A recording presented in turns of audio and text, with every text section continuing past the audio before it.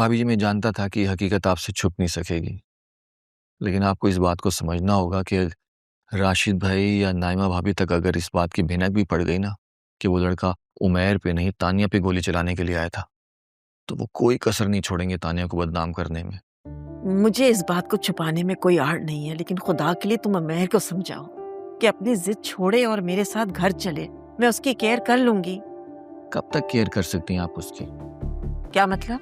अब मतलब ये कि भाभी जी देखें ना, 2-3 माह बाद जिस लड़की से शादी होनी है, कुदरत ने उसे मौका दिया है कि वो उमैर की खिदमत करके एक ट्रेनिंग ले ले। क्या बकवास कर रहे हो तुम? तुमने तो कहा था कि तुम ये शादी नहीं होने दोगे। मैं तो अभी भी तैयार हूँ, लेकिन उमैर का जहन बदल गया है ना। ये क्या कह रहे हो तुम? और नहीं तो क्या, ऐसे थोड़ी ना उस घर से निकलने का दिल नहीं कर रहा उसका। या खुदाया, मेरे तो बेटे की जिंदगी बर्बाद हो गई। ये किन हालात में किस जगह पर उससे शादी करने चला है? अभी तो उसकी एजुकेशन भी कंप्लीट नहीं हुई। भाभी, जो किस्मत में लिखा होता है वो तो होकर रहता है, और कुदरत जो भी करता है ना उसमें हमारा भला ही होता है। मुझे एक बात बताओ, तुम किस्मत ने तुम्हें कुंवारा और आवारा क्यों छोड़ रखा है इस दुनिया में? इसमें तुम्हारा क्या भला हो सकता है? भाभी जी, 1000 किस्म की झंझटों से बचा हुआ हूँ, और क्या भला होगा मेरा। उफ, मेरी ही गलती है कौन सी वाली भाभी? सलमान से शादी करने की। भाभी जी, इसमें भी कोई अल्लाह की हिकमत ही है।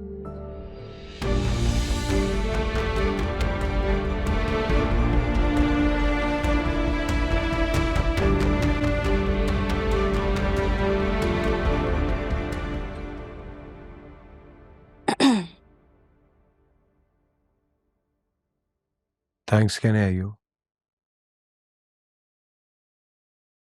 हाँ, आई तो तुम्हें थैंक्स कहनी है। ये क्या बात हुई? तुम्हारे लिए मैंने अपनी जान की बाजी लगा दी और मेरे लिए सिर्फ थैंक्स? हाँ, जब मौका पड़ा तो अपनी जान की बाजी लगा दूंगी तुम्हारे लिए, इससे ज्यादा और कुछ नहीं कर सकती। तो बस समझो कि मौका आ गया। मतलब? घर से भाग चलो मेरे साथ, फिर सब तुम्हारी जान के दुश्मन बन जाएंगे। तुम्हें मौका मिल जाएगा मेरी इस कुर्बानी का बदला उतारने का, जब तुम्हारी जान दांव पे लगेगी। कितना आसान है ना तुम्हारे लिए ये सब बातें ऐसे ही बोल देना, जैसे कोई नॉवल का डायलॉग हो। असल जिंदगी बहुत मुश्किल है, हकीकत इतनी तल्ख होती है तुम्हें अंदाजा भी नहीं है। पहले अंदाजा नहीं था, लेकिन अब हुआ है इश्क की हकीकत का। इमरान चाचू बिल्कुल ठीक कहते थे, मैं डूब चुका हूं ऐसे पानियों में जहां रोशनी भी नहीं आती। मैं अब कुछ नहीं कर सकता और ना करना चाहता हूं। बस एक अज़म बनाए रखना है अपनी मंजिल को पाने का, फिर चाहे मरना ही क्यों ना पड़ जाए।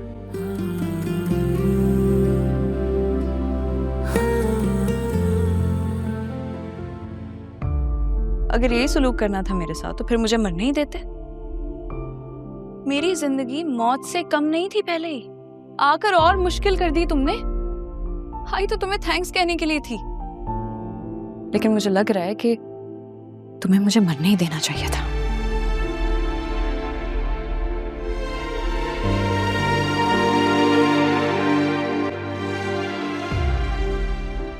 बोल दिया। क्या? थैंक्स। थैंक्स बोलने आई थी ना तुम मेरे को यहाँ? बोल दिया। तो फिर उसने क्या कहा जवाब में? चाचू चलें प्लीज। हाँ हाँ, चलते हैं, पहले बताओ जवाब में क्या कहा उसने? मैं कह रही हूँ ना चलें आप। लगता है कोई अच्छी बात नहीं कही उसने। चाचू चलें।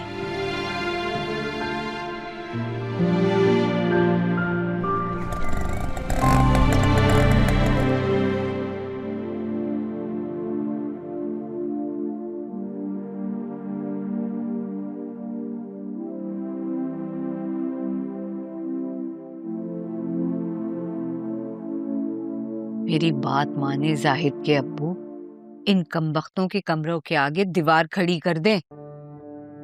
इस घर से बेहयाई भी खत्म हो जाएगी और रेहाना की ताने से भी जान छूटेगी हमारी। नहीं नहीं, बंटवारा करने की रिवायत हमारे खानदान में नहीं है।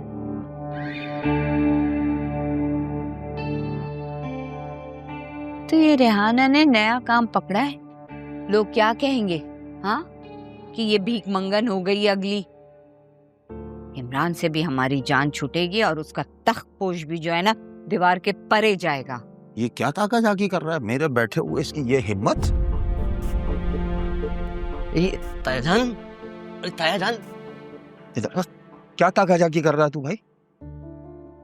ताका जाकी और मैं, वो तो मैं क्या मैं तो मैं क्या मैं एक साथ देख रहा हूँ। तू कभी इधर चक्कर लगा रहा है, कभी उधर चक्कर लगा रहा है। हैं? चक्कर क्या है ये? वो शाम के वक्त ना डॉक्टर ने कहा है कि चलने की प्रैक्टिस किया करो। माशाल्लाह से मेरा पाँव ठीक हो रहा है ना, इसलिए। हाँ तो पाँव ठीक हो रहा, प्रैक्टिस करनी है अपने उधर कर। खबरदार जो आइंदा इधर झांका तो।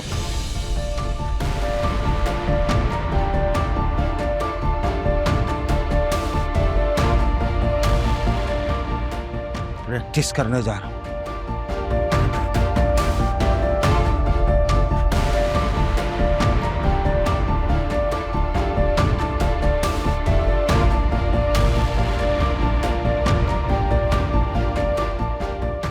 मैं तो कहती हूँ मेरी बात मान लें, इनके कमरों के आगे दीवार खड़ी कर दें, मिस्त्री बुला लें, सारी टेंशनों से हमें निजात मिल जाएगी। तुम्हारे मुंह पर रेत और सीमेंट का मसाला बना के बंद ना कर दूं, तुम्हारा मुंह प्लास्टर ना कर दूं कि तुम्हारी जबान बंद हो जाए, सारी टेंशनें खत्म हो जाएंगी।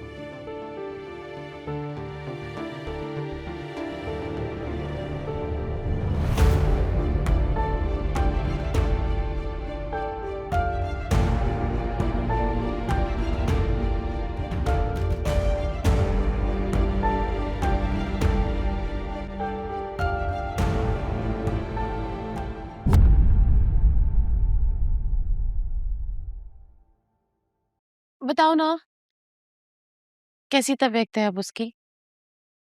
कितनी बार बताऊं? ठीक है, चल सकता है, बात भी कर सकता है। ये क्या बात हुई? इतनी सी बात से क्या मेरी तसल्ली हो जाएगी? ठीक से बताओ ना, कैसा है वो?